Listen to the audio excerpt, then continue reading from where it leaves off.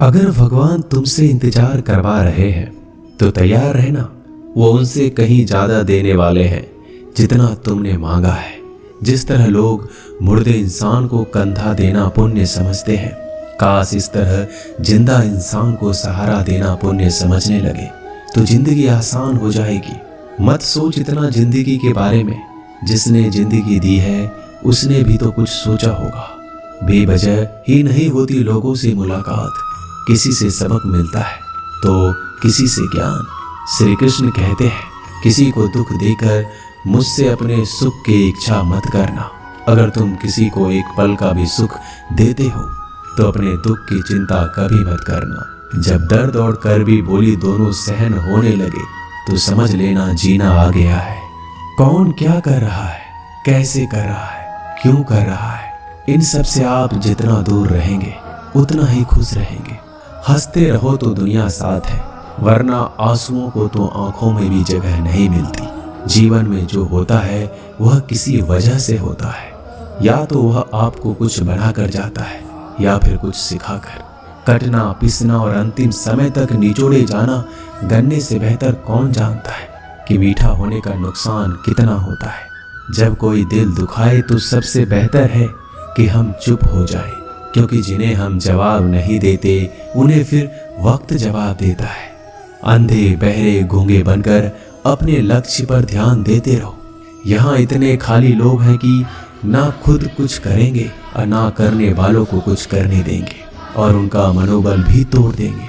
लोग जरा सी बात पर आपको छोड़ देते हैं और भगवान जरा सी प्रार्थना से आपको थाम लेते हैं। कर्मों से डरिए, ईश्वर से नहीं। ईश्वर तो माफ कर देता है मगर कर्म नहीं। यह अटल सत्य है कि जैसे बछड़ा 100 गायों में अपनी माँ को ढूंढ लेता है, उसी प्रकार कर्म अपने कर्ता को आज नहीं तो कल ढूंढ ही लेता है। नीयत साफ और मकसद सही हो तो यकीनन किसी न किसी रूप में ईश्वर भी आपकी मदद करते हैं। जिंदगी में जितना शांत रहोगे अपने आप को उतना ही मजबूत पाओगे, क्योंकि लोहा ठंडा होने पर मजबूत होता है। गरीब रहोगे कोई ध्यान नहीं देता, मेहनत करोगे तो सब हंसेंगे, लेकिन जब कामयाब हो जाओगे तो सब जलेंगे। जिंदगी वो हिसाब है जिसे पीछे जाकर सही नहीं किया जा सकता। इसलिए आज में सुधार करें और पुरानी बातों को अनुभव की तरह इस्तेमाल करें। जिस जिंदगी में उत्साह, लक्ष्य और अनुशासन ना हो उसे जिंदगी जीना नहीं, जिंदगी काटना कहते हैं। कभी कभी आप बिना कुछ गलत किए भी बुरे बन जाते हैं, क्योंकि जैसा लोग चाहते थे आप वैसा नहीं करते। जिस मनुष्य के हृदय में सच्ची मानवता हो उसकी सोच हमेशा यही होगी कि मुझे मिला हुआ दुख किसी को ना मिले और मुझे मिला हुआ सुख सबको मिले।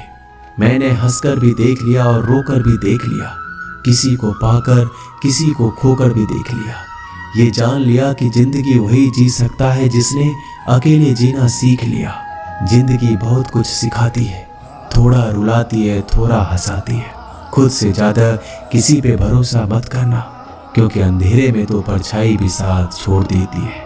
अगर कोई आपको सच्चा प्यार करता है तो वह आपको समय जरूर देगा, आपकी हर स्थिति में साथ देगा, हमेशा आपके लिए समर्पित रहेगा, क्योंकि सच्चा प्यार एक दूसरे की खुशियां चाहेगा, आंखों में पानी नहीं। लोहे को कोई नष्ट नहीं कर सकता, बस उसका जंग उसे नष्ट कर सकता है।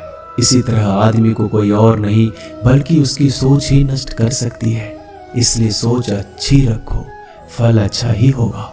इतना कमजोर मत बनो कि कोई भी आपको तोड़ सके, बल्कि इतना मजबूत बनो कि आपको तोड़ने वाला खुद ही टूट जाए। दर्द आपको मजबूत बनाता है, डर आपको बहादुर बनाता है, अनुभव आपको सिखा देता है। जिस दिन हम समझ जाएंगे कि सामने वाला गलत नहीं, सिर्फ आपकी सोच हमसे अलग है, उस दिन जीवन में सब दुख दूर हो जाएंगे। क्यों रोते हो? मन का ना होने पर जो लिखा है वही होकर रहेगा। एक रास्ता बंद करने से पहले भगवान 10 रास्ते खोल देते हैं। गर्मी के मौसम में पत्ते सूखने के बाद भी पंछी घोंसला नहीं छोड़ते, क्योंकि वो जानते हैं फिर से बरसात आएगी और पेड़ पर नए पत्ते आएंगे। जो हुआ उसे भूलकर नई शुरुआत करो और याद रखो, जिसका कोई नहीं होता उसका भगवान होता है। मतलब से जुड़े रिश्ते मतलब तक साथ देते हैं, लेकिन दिल से जुड़े रिश्ते आखिरी सांस तक निभाते हैं। अच्छा काम करते रहो, चाहे कोई सम्मान करे या ना करे, क्योंकि सूर्योदय तब भी होता है जब करोड़ों लोग सोए रहते हैं। दुनिया में हर एक काम आसान है, केवल अंदर से आवाज आनी चाहिए। हमेशा मेहनत और उस परमात्मा पर विश्वास रखना इस सफलता का सूत्र है। जीवन में सबसे बड़ी गलती वो है जिस गलती से हम कुछ सीख नहीं पाते। जो व्यक्ति अपने मन को काबू में कर सकता है वह जिंदगी में कुछ भी कर सकता है। इंसान की अच्छाइयों पर सब खामोश रहते हैं, लेकिन चर्चा अगर बुराई पर हो तो गूंगे भी बोल पड़ते हैं। श्री कृष्ण कहते हैं, तुम्हारे बीते हुए कल को तो मैं ठीक नहीं कर सकता, क्योंकि तुम वर्तमान में अगर अच्छा कर्म करोगे तो मैं तुम्हारा आने वाला कल जरूर उजागर करूंगा। झूठी बातों पर लोग आपकी वाहवाही करेंगे, वही लोग आपको तबाह करेंगे। बुरे से बुरा क्या ही होगा, हम तो हमेशा ही सोच लेते हैं, मगर अच्छे से अच्छा क्या होगा हम ये कभी नहीं सोचते। जो ईश्वर रात को पेड़ पर बैठे पक्षियों को कभी गिरने नहीं देता, तो सोचो वह तुम्हें अकेला और बेसहारा कैसे छोड़ सकता है। आज के जमाने में कोई अपना नहीं होता, सिर्फ लोग तब तक साथ देते हैं जब तक उनका स्वार्थ होता है। अगर कोई अकेला है तो इसका मतलब ये नहीं कि उसे कोई पसंद नहीं करता, बल्कि वह अकेला इसलिए है क्योंकि उसने दुनिया की औकात जान ली है। एक बार राजा और उसका मंत्री तलवार को साफ कर रहे होते हैं।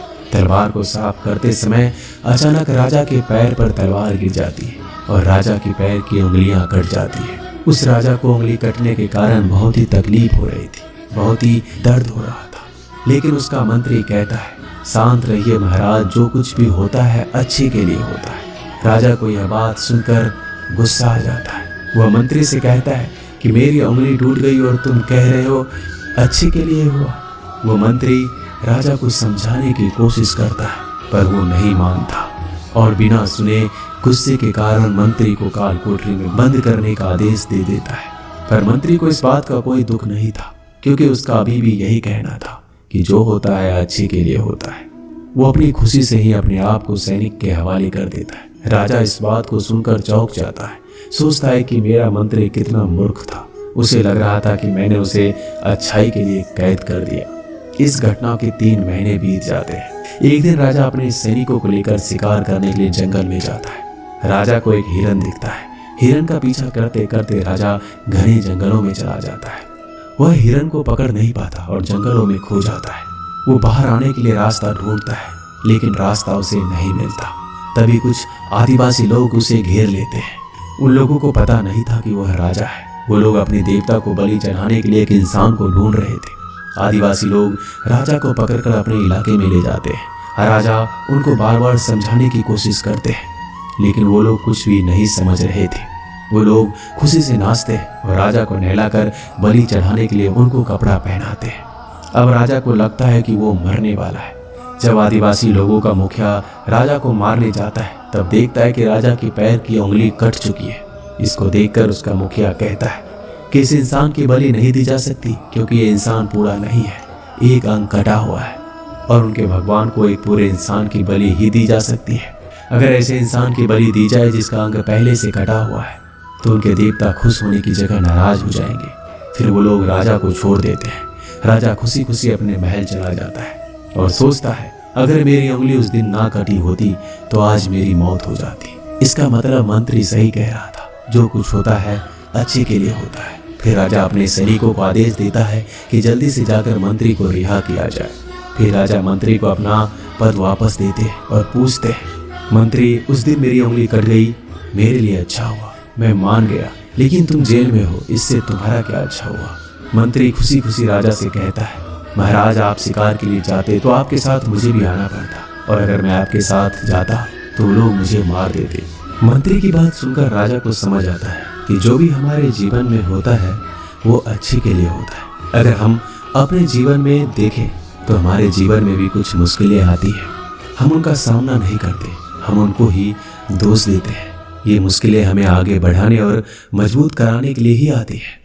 हमें हर मुश्किलों को सकारात्मक तरीके से देखना चाहिए, क्योंकि हर चीज कुछ ना कुछ सिखाकर ही जाती है। हर व्यक्ति के जीवन में सुख और दुख का आना जाना बना रहता है।